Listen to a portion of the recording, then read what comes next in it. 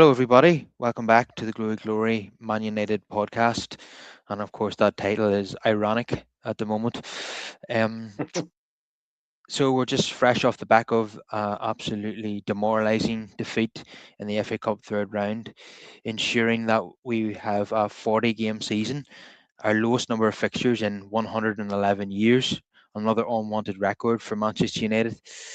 So we'll talk about the game and our takeaways from that, and then we'll move on and talk about the appointment of Michael Carrick as interim manager. And Brushy is here with me at the moment, and we're hoping to have Phil Brown from Beyond the Pitch a wee bit later on. So, Brush, what was your thoughts on that game? What can I say about that game, Carl? It's another disaster class, wasn't it, really? Obviously, this is, what I was going to say, this is what happens when you sack your manager at the worst time possible. Uh, but yeah, again, it's not as simple as changing the tactics, is it? I think that's what I learned from that game. But yeah, just atrocious from start to finish. Yeah, and there's a few performances that actually absolutely stunk the place out.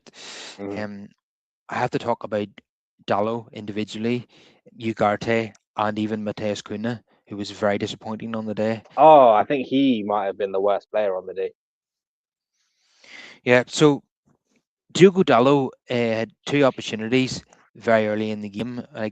He's you want those players to be those chances to be falling to Sheshko or Bruno Fernandes or someone, not Dallo. Yeah. So Dallo's played in a one-on-one, very heavy touch, and then the keeper easily saves his effort. He should have dinked it, which he didn't have the intelligence to do. And then he had another opportunity very quickly where um, he messed that up as well. He took on a shot when he should have played in Sheshko. He always wants the glory, Dallo, and went a mile over the crossbar. And then he was at fault for the first goal. Mhm. Come the ball, how many times have crosses come in from his side? And actually, he abandoned his position so much that it was Lenny Yarrow and Mason Mount trying to cut out the cross because he was away back and someone freeze framed, that just before the cross comes in, and Dallo was looking into the crowd while than following the play. I don't know what the hell he's doing. And then the initial shot saved brilliantly by Lemens, and then the rebounds tucked away. I thought Dallo was atrocious from start to finish. I've seen so many of these games where he makes mistakes. His decision making is atrocious, and his defending is very poor. Always gives the impression to me as someone that just wants the glory, and he's always looking to make a run into the striker's position, and completely abandons his role as right back. We've seen Jamie Carragher in recent days say that a 50-year-old Gary Neville would do a better job at right back for Manchester United at the moment than Diogo Dallo. So it's an issue that we've talked about many times, Brush, and the sooner Yeah. Mazrahi comes back from AFCON, the better. Absolutely, especially in a back four because, like you say, it's even less protection for that right-sided centre back. So Euro hasn't been having the best times of it anyway, but now in a back four with Dallo next to him, he's getting exposed even more. Yeah, that's an important point. Lenny Yoro didn't cover himself in glory for Wilbeck's goal. Hmm. Wilbeck turned him too easily. Absolutely terrific finish. Right into the top corner of the net. No goalkeeper saving that. But Yeah, I thought Lenny Yoro was disappointing again. But like you say, he's not helped if Dallow is his right back. He's not getting any cover at all down that right hand side. You have a man completely abandoning his position, so it's very hard for an inexperienced player. And we know that Lenny Yaro struggles in the channels at the best of times. hmm, So we're really missing Mateus Delict at the moment. He's been our best defender this season, and he has that yeah, back injury that's keeping him out, and it's something that you have to be careful about. But he's a huge loss. Um, yeah, I would like to see Delict come in and partner Martinez at the back. That would probably be my first choice. We're missing the height in there as well. That, definitely. I know Maguire came on late on in the game, but the team that started that match was a very Hmm. small team, and that's always a worry. Especially from set pieces. Also, the leadership at the back as well, Carl. I feel like without Dillit or Maguire, there's a real lack of leadership at the back there. Like they have Yeah, a calming presence and a certain level of experience that they bring.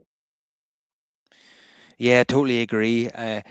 In any backer that United field, I would always like at least one of them two in the side for Hmm. the height, the organisation, and the leadership.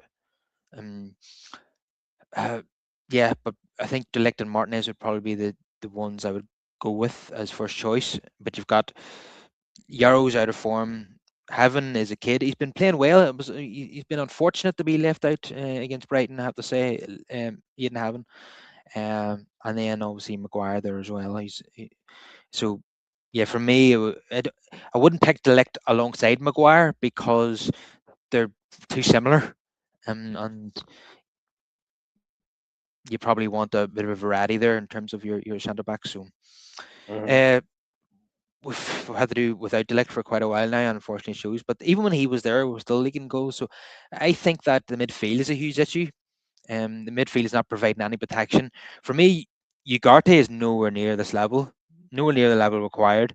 Casemiro is long past his best. Yeah, Manu obviously is well short of match sharpness at the minute, and we have to give him time to build up his rhythm.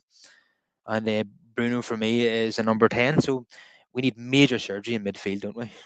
absolutely. I think a lot of our worst fears were realized when we saw how they did that midfield three, because a lot of it we thought was down to formation and that was part of a problem under Amarim. But then with this, there were concerns with that midfield three, and yeah, unfortunately, it all came to fruition. They were just completely walked through, weren't they? Yeah, it was embarrassing. Yeah, Like, to me, Brighton won the game 2-1, but that probably flattered us, mhm. to be honest. Yeah, I and then think, I think, there was the Lemens mistake as well, which he was very fortunate to get away with. yeah, very nearly went 2-0 down early on in the Yeah, game there. Uh, he did make up for his own mistake. yeah, He, yeah. he did exceptionally well there. Uh, but yeah, we've seen. I think every goalkeeper's made that mistake at some point in their career. Hmm. Especially when teams play out from the back. At some point the keeper's going to give it away. But I felt that would have been game over if that went in. And when it did actually eventually go Definitely. to 2-0, I thought it was Hmm. game over because I didn't think we had Yeah, three or I didn't think we had two goals in us. Never mind three, to be honest. yeah. Uh, Yeah, getting um, back into it, it was always going to be a long day, wasn't it? I didn't really see it happening either. so since Christmas Day, we've played Newcastle, Wolves, Leeds, and Brighton in the FA Cup. And the only game there where Kuna has played well is against Leeds, and all the other games he's been very disappointing.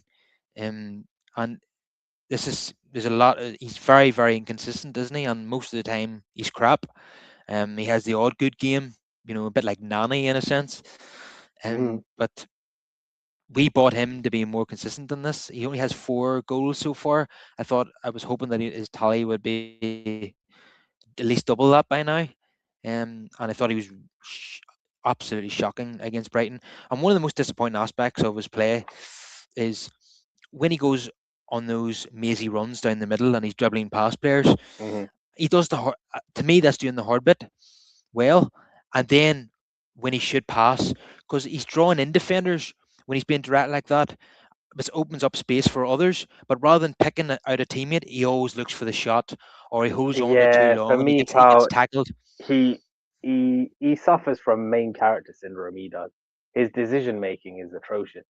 Like you say, he does some good things as well in the build up, but then the final decision is always the wrong one. Where he could square it and make a pass, he doesn't, and he always tries to do it himself. And the shots are just terrible most of the time. Yeah, I shots are did have my absolutely woeful. concerns. Yeah, I did have my concerns with him in the summer. I was hoping to be proved wrong. We'll have to see if the new manager can get a tune out of him. Yeah, it could be a case of main character syndrome that he's been used to at Wolves, because he's Hmm. just I think the correct word for what I see from him in every game is selfish. Yeah. Not looking for a teammate when he should, Nope. and always looking the glory. Uh, so either his shot is terrible, or he gets tackled before he gets to make the shot. And when there's a red shirt and acres of space, um, he's just exactly like Dallo. He's always looking for the glory. But I suppose Puna has more of a right to do that. But that being said, he needs to be looking for teammates more than the glory. I don't mind him taking on the odd shot, and that's perfectly fine. But there's the right time, for that, and far too often he's not picking out a teammate when he should, or he's holding on to the ball too Hmm. long. It's immensely frustrating when he does that. So Yeah. he's been very, very disappointing, I have to say. Um, and I'm sorry, but Ugarte just doesn't belong at this level. And another player that just another buy poor signing, to be honest. And what was it, £50 million we paid 50 PSG for million. him? Yeah. Oh, Yeah. that's a shocking waste of money. And yeah, so We'd be lucky to what, get 20 to 25 back for him. mm, Uh, and then yeah, you're absolutely right. We'll just have to take whatever avoids the loss on the PSR calculator. We'll just be yeah. hoping to get that, whatever that is. Maybe that is 25 million or thereabouts. Hmm. Um, yeah, it's just not good enough. And at least we didn't see the Ugarte Casemiro partnership. That would have been worse. But Ca- Casemiro come on for him, I think, late in the game, or so I think it was desperation stakes, a 2-0 down. He started introducing more height into the team. Maguire came on, Casemiro came on, who both score goals from set pieces, and eventually we got one from a set piece, and it was actually Shesko who scored a Hmm. brilliant header, headed it down, very difficult for the keeper to save. Maguire jumped with him there, and do you know what I think really helps Shesko there? Maguire causes havoc in opposition boxes whenever we have a set piece. He's so difficult to mark, and because of his physicality and his height, he frightens defenders. And I think he caused a major distraction and helped Shesko to score that goal. So unfortunately, it was too little, too late. We didn't create enough opportunities to get the second goal, but obviously one of the reasons for that is because of the sending off, and I want to come to that as well. I have to say that the referee is a job's worth. Um, it's an 18-year-old kid making his third sub appearance. Has never started a game for United. He bounced the ball on the spot. The ball. It's not as if he delayed the restart. The ball didn't go anywhere. But the referee decided to show him a second yellow, and I thought that was very harsh. Okay, by the letter of the law, it's a second yellow, but I think a sensible referee would have let that one slide. What do you think, Brush? I'm probably the opposite on that one. I think it's a harsh lesson learned for the young man. At this level, you got to be professional. You got to be careful. You can never take that for granted and what these referees are going to be like. So you have to not give him a reason. So he'll learn from that.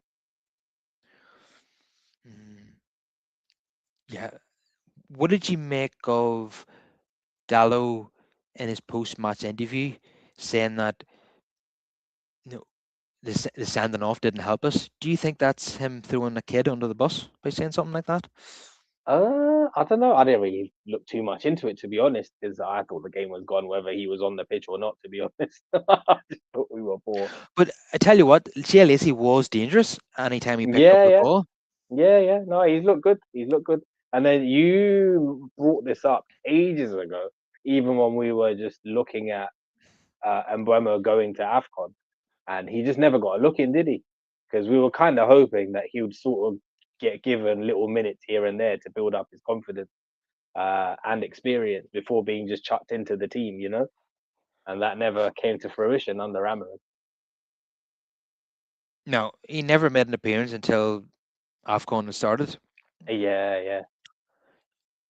And then I thought he's been in every single appearance he's had. He's been threatening, and makes it even more baffling that against Wolves when we were chasing a winner, rather Mm. than bring on Shea Lacey, he brought on Benito Montato for his debut. What was that all about? Yeah, and yeah, you could tell from what we saw from that kid that he's yeah. Got a not long way ready. to go. Not ready at all. But Jay Lacey is very skillful. He has no fear. He goes at people. He actually, like in his previous appearances for United, against Burnley and Aston Villa, his biggest threat was his shooting. Of course, Hmm. he came closest when he hit the crossbar against Burnley, but against Brighton, he put in a fantastic cross with his right foot, and which Brighton really struggled to defend, and it was, I think was it Xerxes who got on, who got his head on it and it went wide of the post, I think. Yeah, it was Hmm. a really dangerous cross. So he's got he's got the shooting ability and he's got the crossing ability and he's got nice feet. He's skillful. So I'm really excited to see more of him, to be honest. And Yeah, he definitely. he doesn't look out of place at this level. No, he doesn't. So yeah. So again, like I say, it's a harsh lesson learned. But yeah, he'll grow from this. Yeah, he was apologising on social media, and I didn't think it Yeah. was. I didn't think it was necessary, to be honest. I know he probably feels. I think the worst part about this is that he was nearly in tears, and he he feels like he let everyone down. But he's allowed to Yeah. make a mistake like that when he's a kid. Yeah, Mm, no, definitely. As long as it doesn't, and become a regular thing, it's totally fine. yeah, and I do think that some referees just want to let it slide. To be honest, Hmm. but because he didn't throw the ball away, he just bounced it on the spot. I don't think that was a big deal, to be Yeah. honest. Like if he threw the ball like 50 yards down the pitch, I would have thought, yeah, fair enough then. He has to It's get a just second depend yellow. on the referee, isn't it? Really, you just can't give them a reason. I know. So let's let's move on then from that game. I'm guessing you don't want to do player rating,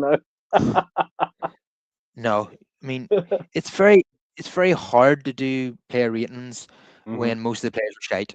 Yeah. Yeah. You know, the only person that would get more than a five is Shesko because he scored. I would Hmm. say. Yeah. Um. Yeah, because you know I enjoy doing player ratings when we win and we score goals, but do you see when it's a really drab performance like that, and Hmm. um, most players are terrible. It's you're just going to be giving out fours and fives anyway. Yeah. Um, Dalla would probably get a two, Ugarte a two, Kuna a two, and the rest would be fours and fives probably. Apart from Shesko, I'll give him a six because he scored. Yeah. I'll tell you what, that's probably the one bright spark. Like, after all the criticisms, like he scored 3 goals in the space of a week. Yeah, yeah, it's great to see. So Yeah. all of a sudden he has 3 goals in 2 matches. Yeah, yeah. So there is a player there. So, we just need to make sure we get the ball into the box. Who knew? Who knew that Yeah, striker I is think capable of scoring when he you had provide him with service? he was provided with 7 chances against Yeah. Burnley, and he scored 2 goals. This applies to every single striker. The more Hmm. chances you create for him, the more chances he's going to score. You know, um, the higher the volume of chances, the higher probability that he's going to get goals, and that applies to even Absolutely. Van Nistelrooy. That applies to him as well. Yep. You know, Van Nistelrooy didn't score every single chance that he got. He just had a high volume of chances. Hmm. Same with Frank Lampard would be the prime example. He used to take so many shots as well. Yeah, and Ronaldo was the same. Yeah. Ronaldo's not a one shot, one goal Hmm. man. He just has a lot of chances in Yeah. games. So that's the key. And I think he, under Amram, we weren't feeding the striker, and it's the same for Hoyland too Nope. under Amram. Hmm. But it was clear under Fletcher that it was a clear instruction from the manager to get crosses into or through balls to Benjamin Sesko, apart from when Dallo was Definitely. on the ball. But yeah, Bruno was clearly looking to find them. Wide players are looking to find them. Hmm. Yeah. So we have to mention the fact that United now have their lowest number of fixtures in 111 seasons. Have to go all the way back to the 1915-16 season, the last time United played as few as 40 games. So it's the minimum number of games that any club can possibly play in a season because we get knocked out of both cups at the first hurdle. Um, the embarrassment to Grimsby, and then losing, going out with a whimper against Brighton at home. So the only thing left to play for now is the European spots. I don't know how, given the amount of points that we have and the amount of wins that we have, it's unbelievable that we're up there with a shout of qualifying for the top five. I think we're seventh at the moment. I don't know. We don't Yeah. deserve to be, if we're being brutally honest.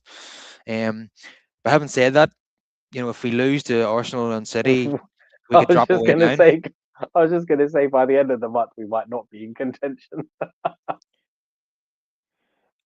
Yeah, we've got the two most difficult fixtures of the entire season coming next. Mhm. Um, but we have to get on to the small matter of of the new interim manager, Yep. who has just been announced in the last hour or so, and that is Michael Carrick. Uh, like Ole Gunnar Solskjaer was favoured to get the job a week ago, but something has changed in the interview process. It sounds like they were more impressed with Carrick, and he's got the job. What we're hearing from the journalists that cover United is that the United board felt as if we're bringing in Solskjaer, it would be a backward step, harking back to the past. Solskjaer's had his chance, whereas Carrick has only ever managed 3 games for United between Solskjaer and Ranić, and I have to mention his record there. So he played against. We had a game against Arsenal, which he won. A game, I know Tata was the coach, away to Villarreal in the Champions League, which we won 2-0 and qualified for the knockout stages. And Una Emery was the coach of Villarreal at that stage. So that was a pretty impressive result away from home. And then a 1-each draw with Chelsea at Stamford Bridge. So Thomas Tuchel was the manager there. So Michael Carrick has a 66.6% win rate as United manager at the moment, and is even better than Fergie's win rate. So hopefully he can keep that going against Arsenal and Chelsea. Brush. Yeah, hopefully. I was gonna say he probably needs to step down immediately if he wants to maintain that record.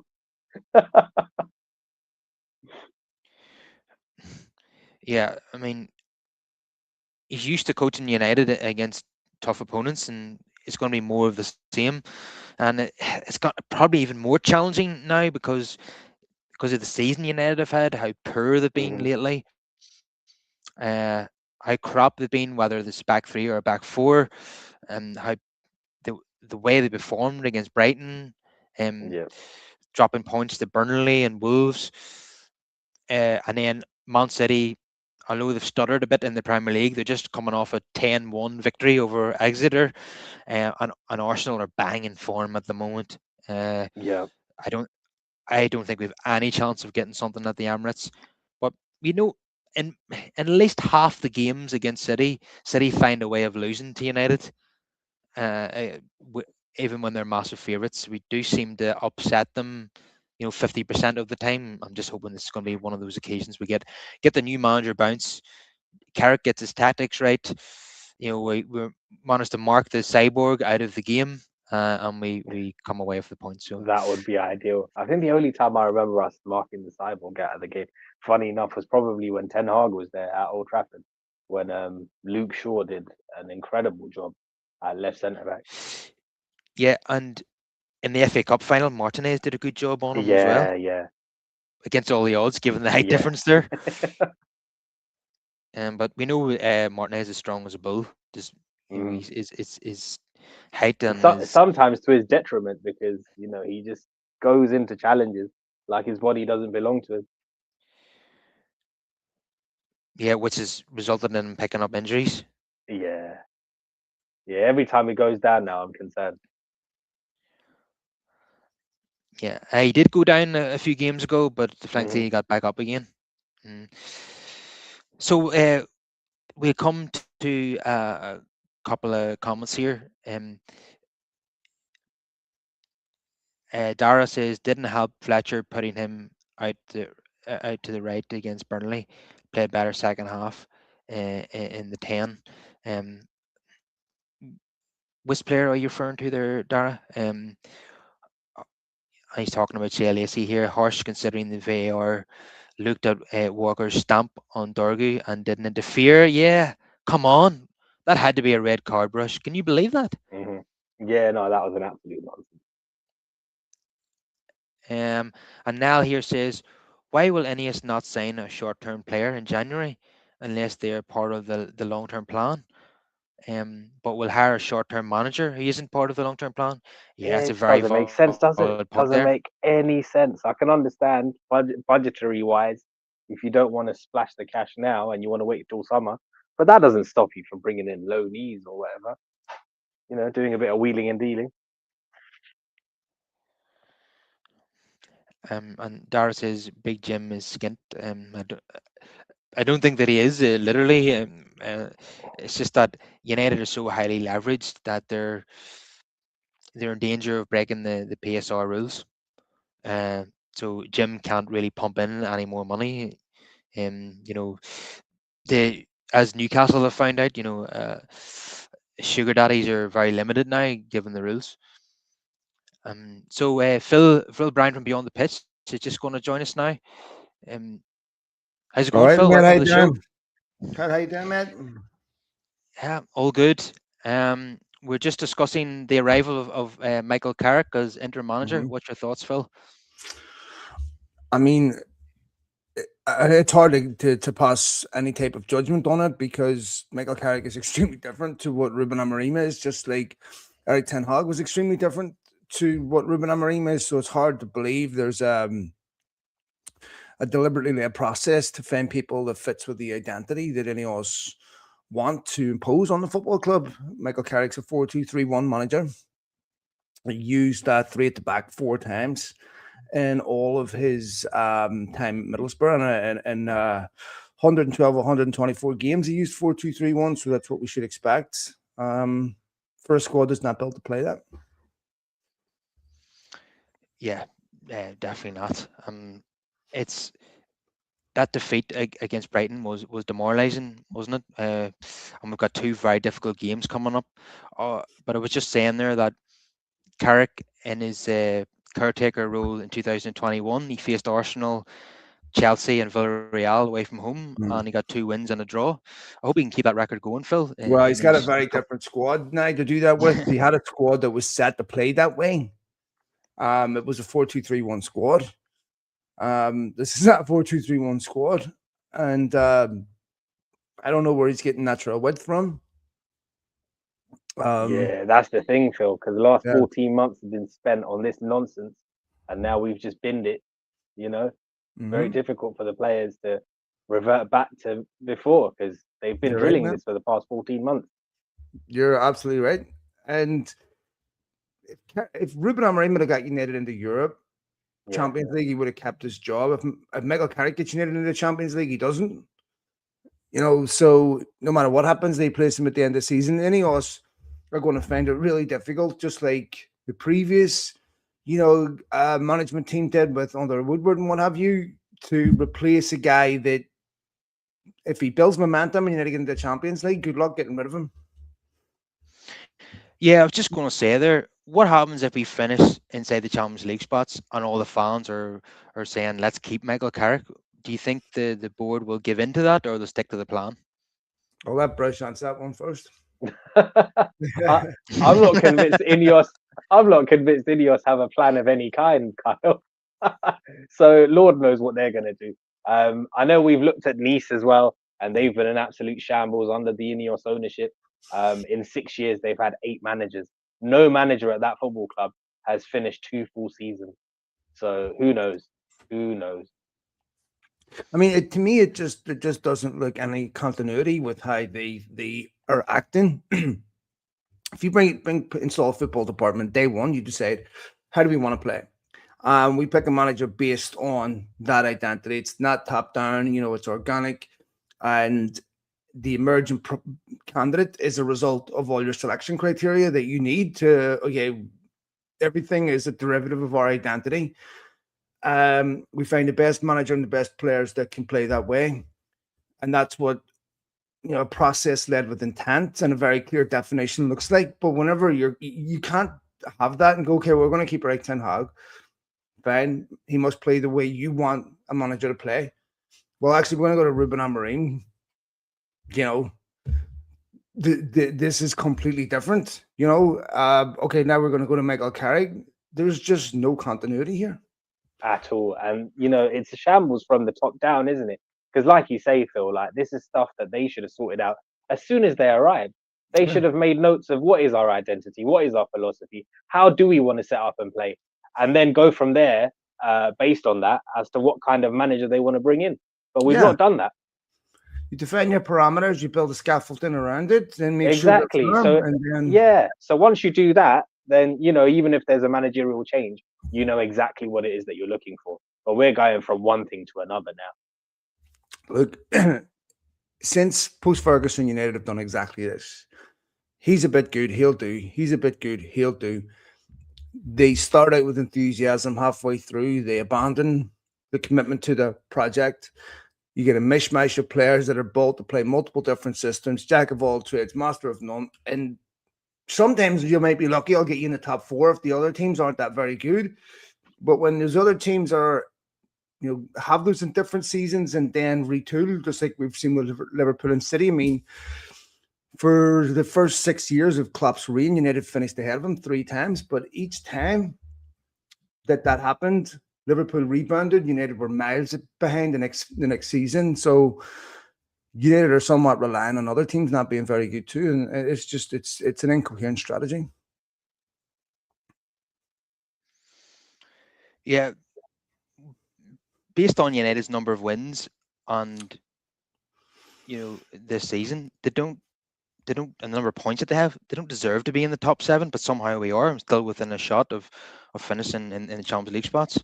Well, as I was just saying there before you joined, Phil, we if we get beat in both these games coming up, then we'll probably drop down to the bottom half. Um, I think if we're going to get points from any game of these two against the top two sides, it'll be City at home, because at least once a season, City seem to find a way of losing to United, even though they're always massive favourites in these games. But Arsenal away, on current form, I don't see United getting anything from that game. So City is the game that at home is the one that we need to be targeting to get the points in. But even so, it's going to be an uphill task. Hopefully, Carrick can get his tactics right on the day, and we can, play on keep something that's really bothering me at the moment is how leaky United are. The first thing Carrick needs to do is tighten up at the back if he possibly can.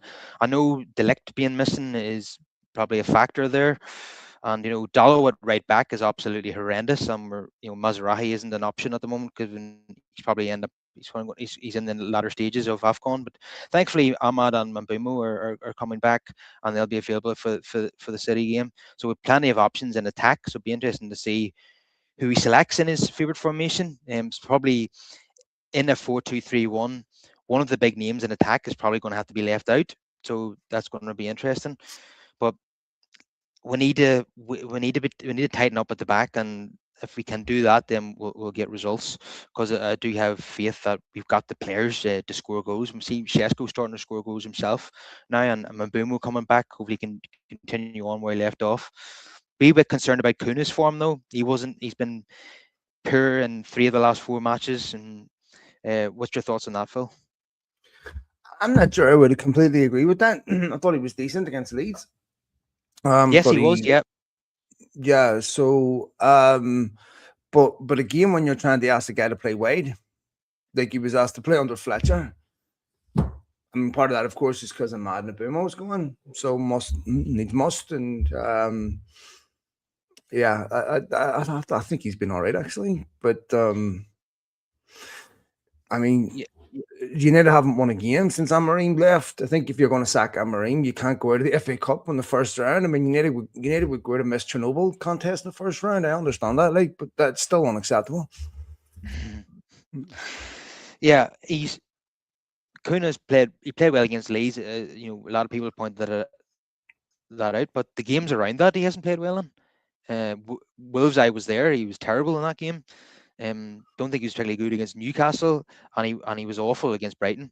And what frustrates me about him is that he's direct. He runs at people, which I like. But then his decision making at the end doesn't pick out the man in space. Wants to always take on the shot, or he holds on to too long and he loses it. So I think his decision making is something that he needs to improve on. And I think Brush was saying earlier in the show that he probably suffers from main man syndrome. From being at Wolves, he was the main man and he tried to do it all himself. And we can see that in United games. I just would like, I think he'd really I help have that himself. syndrome on, I have that syndrome on Tinder right now, mate. So I know the feeling.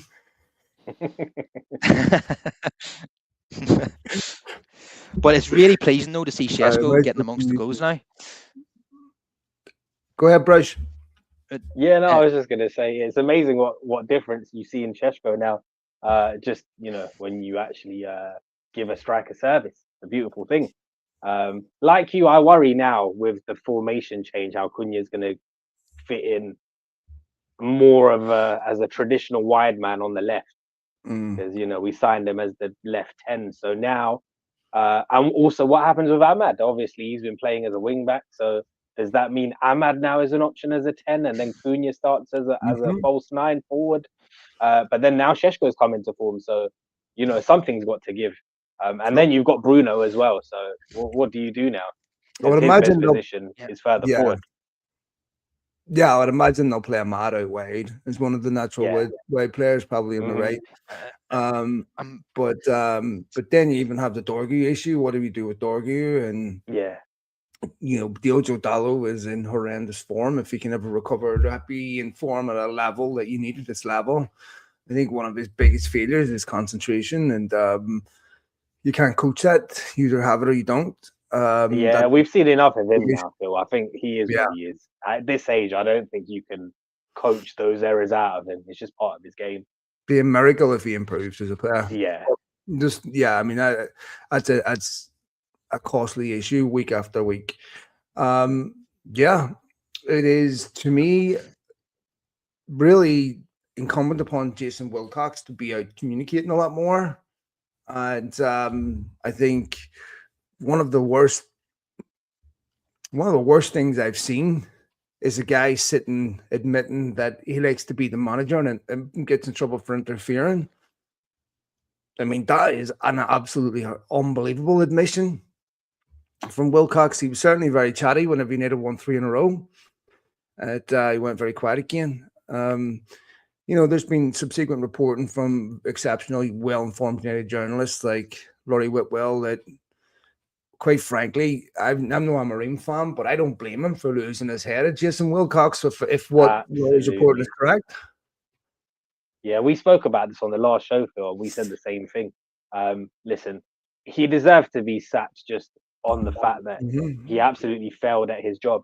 But what pissed me off personally was that wasn't what got him sacked. It was when he finally had the balls to call out the incompetence above him.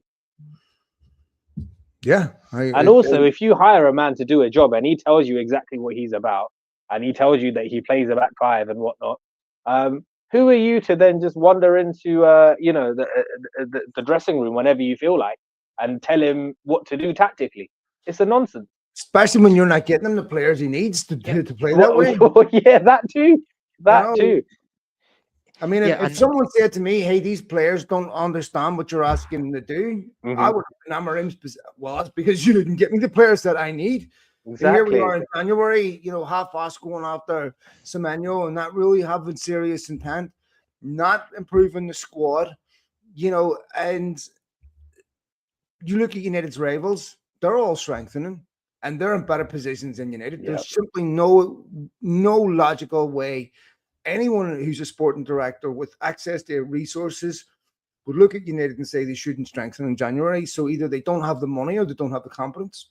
Definitely. Even when we looked at the squad in the summer, you could see like the flaws that we were going to have going into this season. And it was quite unbelievable. The imbalance in midfield, the lack of out-and-out wing-backs. In a specialist formation like this as well, you require specialist players to come in.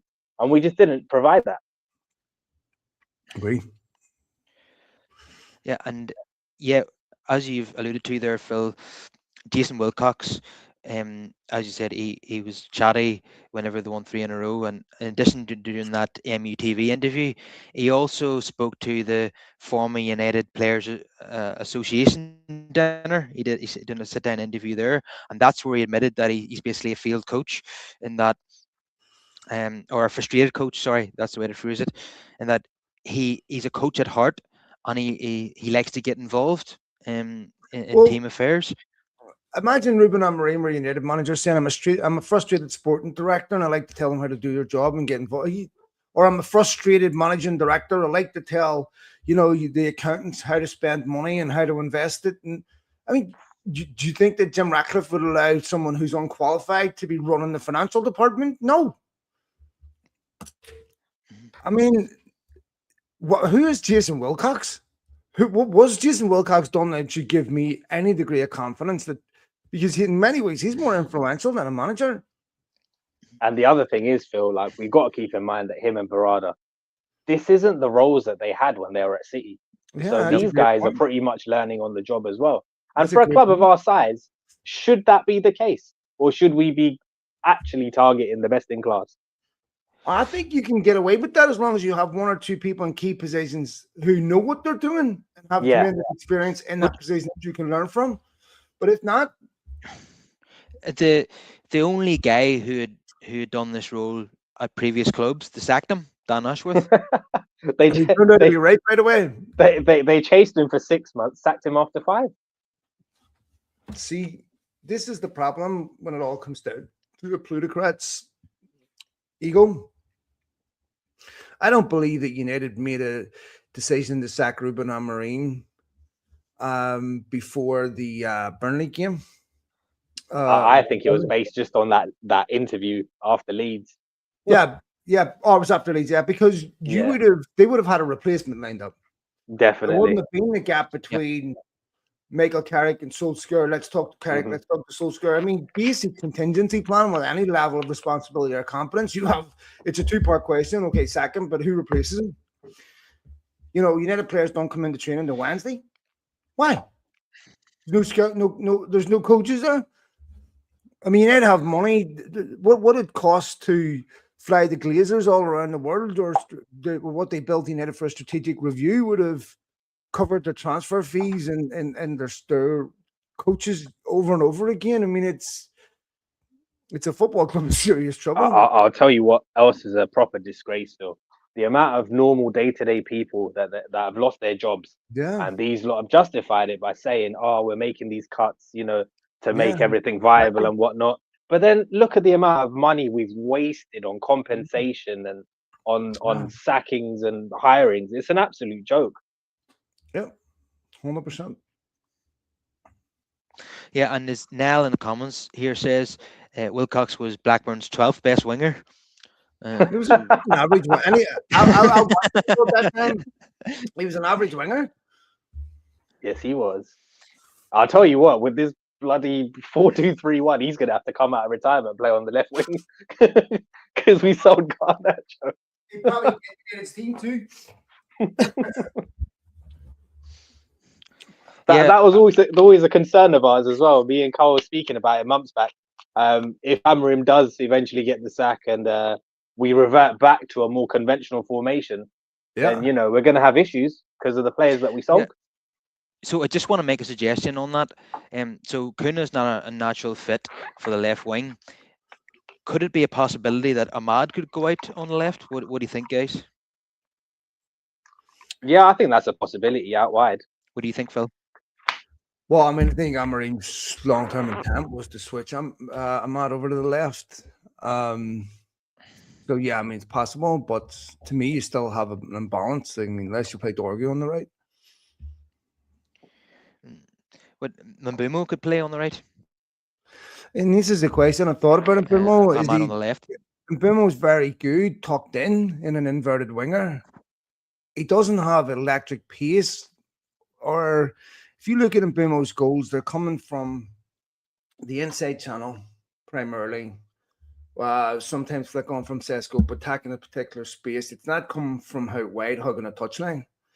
And when you're in that position, you have to be able to have really quick feet, beat a player, a whole different style of player than what Mbeumo is. And now you're talking about one of your major signings that you bought to play a different position, now being asked to play a position that he wasn't bought for. Nice Emmanuel would have made sense, right? Because if you're going to sack Ruben Amorim, you buy Emmanuel to play winger because you know you're going to eventually revert back to that, not as a wing back. There's just zero. None of this makes any sense. It's just chaotic. It's the blind leading the blind, isn't it, Phil? Yeah. Yeah, and unfortunately, Semenyo is going to be playing on Saturday, but it's not going to be for United, and he's going to be up against Diogo Dalot. Yeah, Lord help us. Excited for that one, lads. So, when AFCON is over, do you think Mazraoui comes straight into the team, Phil? I mean, He should. I think he will. Yeah, it's good to see him staying fit because he hasn't stayed fit for United all season. But I mean, it's not like they're blessed with alternatives. Yeah, I think the back four will suit Mazraoui, but you've said about Dorgu there, he's not a natural left back. Actually, of all the positions that I've seen him play in his career, Dorgu, I think right wing was when I was most impressed with him against Newcastle. But he's not going to get that role whenever everybody's fit and available. That's not realistic, is it, Brush? No, not at all. But I see him very much as just a utility man and one who is so raw. He needs time to grow. So, whatever happens in the summer, I think we need a new left back, somebody senior to come in because obviously Shaw's getting on. Credit to Shaw though, this season I have been impressed with him. I didn't think he had anything left in the tank, but he's done all right. But at left back though, I don't think he's got the legs now to do what we need him to do. No, definitely not. He's 30 years old, Shaw, but to be honest, he probably has the body of a 34-year-old, and given all the injuries that he's had. So that's probably an area that we need to strengthen in. Let's see how Well, it he's had goes. a, Maybe. you understand, Shaw's been playing professional football since he was 16, 17. And when he was coming through at left back, fullbacks were very different than what they are now. Yeah, now So you're pretty much a winger, aren't you? You're right, expected to just exactly. And Luke run Shaw's up and down the yeah. channels. Like, it takes a lot out of you. But potentially, obviously not this season, Harry Hamas could come into the equation there. He's doing very well in the championship.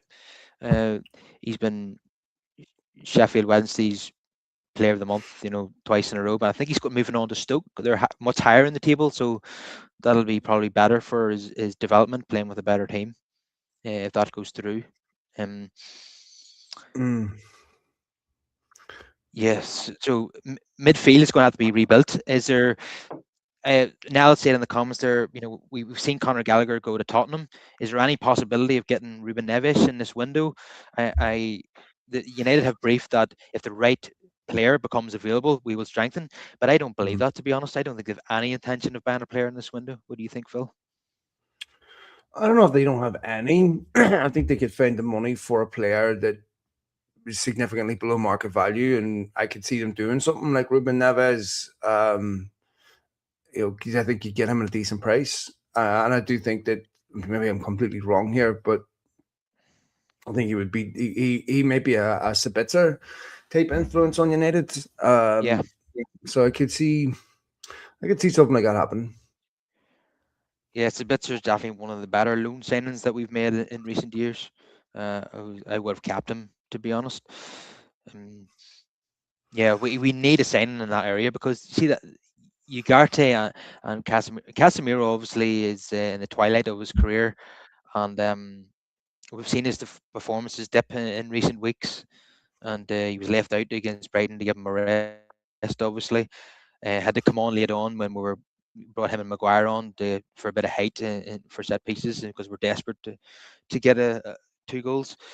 But Ugarte and Casemiro as a pairing is just there's no creativity there. And Fernandez is a natural 10, and Manu is obviously going to take a bit of time to find his rhythm because he's only started 2 games in the whole season.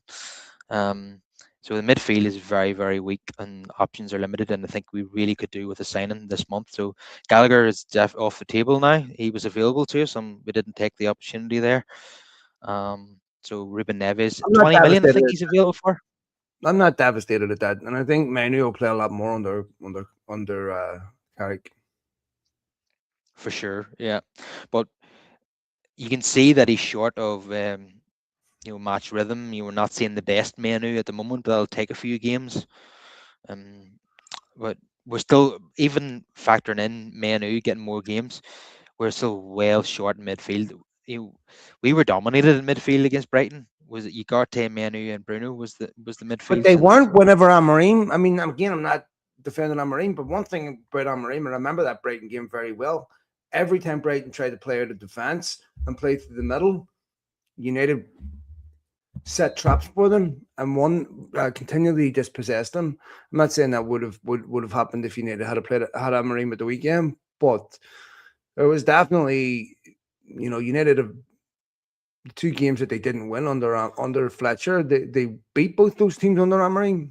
Admittedly, Burnley was at home, but I definitely remember when they played Brighton and they beat Brighton, thinking to myself, I have to give Amorim some credit here, because you can see that you sort of saw it against Villa too, the way they pressed, even though they lost that game, but they played well. That so Amorim got the better of Herzl in that first game. Yeah, the Brighton home game that we won 4-2 was arguably the best performance by United under Amorim, I would say. Mm. But we did have Ahmad and Mambumo there as well for that match, which we're obviously missing a couple of days ago. But they will be back in for City, which is a major boost. But I have confidence that United can score goals against City. It's the cheap goals that we give away at the other end, and we're playing against the most potent attack in England, and the best striker in Possibly world the football, world. arguably. Yeah, they scored 10 in their last game. I know it was against Exeter, but it's still that's a massive total that they racked up there. Um, so what chances do you give United in this game, fellas? What do you think, Brush? I mean, like you say, listen, on their day, anything's possible, isn't it? And yeah, we usually give them a game, and they've been a bit shaky as well in the league. They drew what, 3 games consecutively. Hmm. So yeah, we definitely can get something. Depends which team turns up on the day. But I'm also not holding my breath. Like, it's very early days. Carrick's just come in. Yeah, yeah. Anytime we play City, it's either we get upset or we win 2-1 against all the odds. So I'm hoping it's the latter. What do you think, Phil? Mhm. I'll take any win, whoever it comes. I don't think United will get a new manager bounce, whatever that is. I don't think they'll get a bounce from the caretaker manager, from the new caretaker manager bounce. So because one thing I will say about Amorim is it didn't feel like it felt when you know Ranić left, and when Solskjaer left and Mourinho were, there was just a massive sense of relief, psychologically and emotionally. So players played with a certain sense of freedom. Um, I didn't feel that was the case this time. I mean, Amorim was, what did Barada say at the start of the season? The target was seventh. He was within his targets. He was sitting sixth. Um, Yeah, but yeah, I don't think United will get they'll get a new manager bounce. yeah. As we've talked about already on the show, you know, the sacking had nothing to do with results. He was on course, you know, to finish in the European spots. That's where United were when he was sacked. They were sixth. This was all to do with ego and the fact that he showed insubordination in that press conference. We all know that was the reason. That shouldn't be the reason for sacking a It was manager. the first time he had the guts to actually call them out, and that's where they drew the line. Mm. What gets As, all as, managers back at United? as you said, Phil, he can criticize Dorgu, he can criticize the academy players, but he can't criticize his bosses. In Because private. yeah, you said before he was sacked, as soon as he did that press conference, I seen your tweet saying it's over, he's done, Yeah, and you that were was obvious. absolutely correct. Yeah, I mean, look, you want to create. You talk about culture.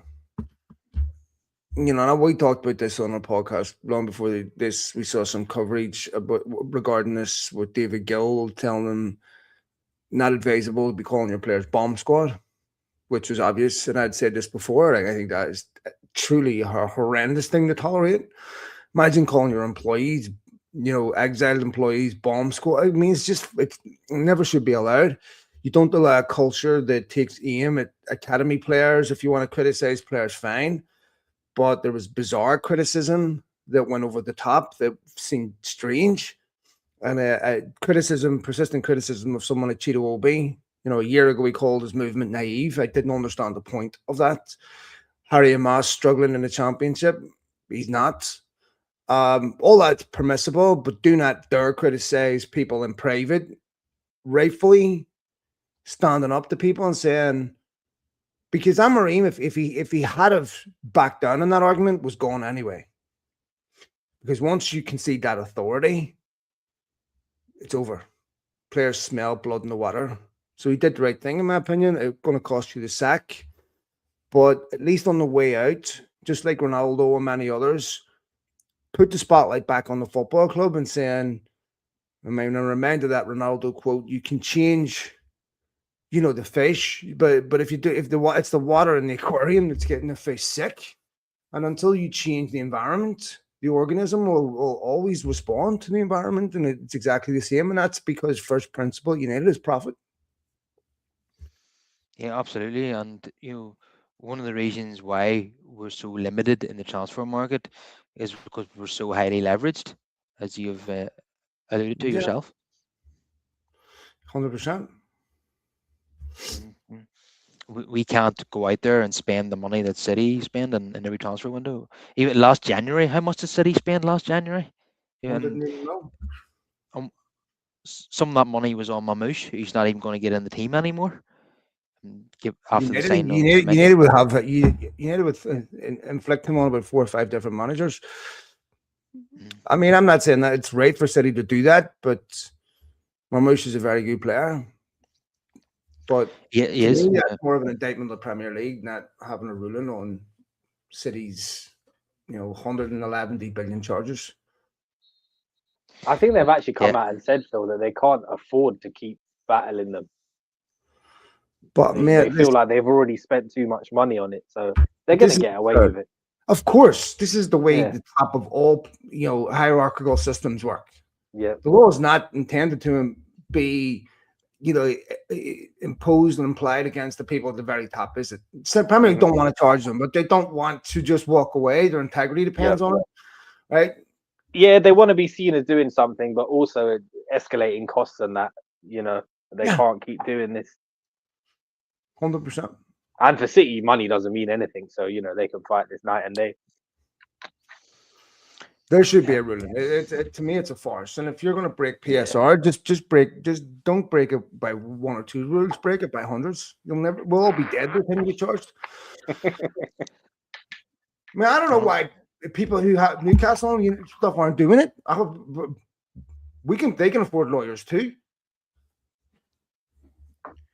In Yeah, that's a comparison, very valid point. the Newcastle owners make the City ones look poor in comparison. Yeah. If I was them, I'd do it too. What are they going to So do? It would force them to punish City. why are Newcastle deciding to abide by the rules when City have shown that they don't have to? That's interesting. So I'm going to end the show on a positive, and it's a good omen that I've just thought of while we're talking. The last time United had a new manager bounce, it was Michael Carrick as caretaker. I don't think we've had a new manager bounce since then. I don't think we've ever had a proper manager bounce. So with Ranić, if you remember, Ranić had a disastrous spell. Ten Hag lost his first 2 games. Amorim there was no honeymoon period there. No. Fletcher hasn't been the same, loss on a draw. So the last time really we had a bounce with a new manager was Carrick. So that's a good omen for the Manchester derby. Yeah, well, we'll see what happens, mate. Won't we? It's hard to have confidence with United to look at the last performance and think that's inferential of what happens next, because it never is. No, and what I we've think we're learned, clutching at straws, Kyle, but it is what it is, mate. I suppose if you don't have hope, then you know yeah, what you do have you to have have? hope. And and the one thing about United in this post-Ferguson era, they can go and lose to the team at the bottom and then beat the team at the top of the league. That is just typical United, isn't it, Bruce? Absolutely.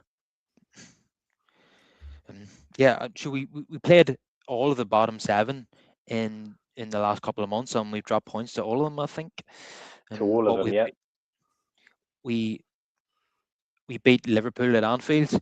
Um, we played really well at home to Arsenal. I was unlucky not to get something from that game. Unfortunately, Lemens wasn't available at that time. We would have at least drew the game. And yeah, against Brighton, one of the better teams in the league, that was a top performance in that 4-2 victory. Sunderland have been doing really well this season, and we beat them comfortably at Old Trafford. So we save our best performances when we're underdogs. So let's just hope that that happens again. So thanks, guys, for coming on as always. I really enjoyed the discussion. Thank you My for having pleasure, us mate. on. Thanks for having me on. Sorry I couldn't get on earlier. Bruce, pleasure to talk to you, mate. All the best. I'll follow you on Twitter. Thanks, Kyle, and thanks for having me on, mate. All right, see you later. Cheers, boys. Lovely talking to you.